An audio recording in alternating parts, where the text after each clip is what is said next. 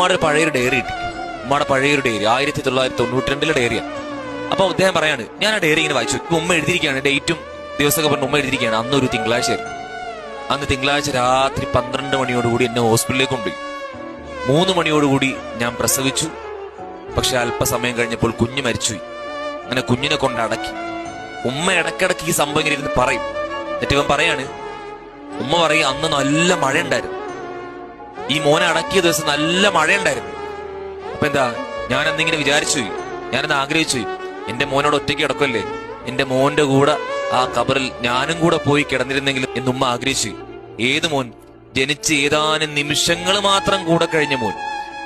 ആ ജനിച്ച് ഏതാനും നിമിഷങ്ങൾ മാത്രം കൂടെ കഴിഞ്ഞ ആ മോനോടുള്ള ബന്ധം ആലോചിക്കും ഉമ്മയുടെ. 15ഉം 16ഉം വയസ്സുള്ള നിങ്ങളോടുള്ള ഇത്രയും വർഷം നിങ്ങളോടുള്ള ബന്ധം, ഇത്രയും വർഷം നിങ്ങളെ പരിലാളിച്ചത്, ഇത്രയും വർഷം നിങ്ങളെ സ്നേഹിച്ചത്, ഇത്രയും വർഷം നിങ്ങളെ പൊന്നുപോലെ നോക്കിയത്, ആ ബന്ധം എത്ര വലുതായിരിക്കും. അപ്പൊ നമ്മളൊക്കെ വിട പറഞ്ഞാൽ അവരുടെ വിഷമം എത്രയായിരിക്കും. അപ്പൊ ആ ബന്ധം വളരെ വലുതാണ്.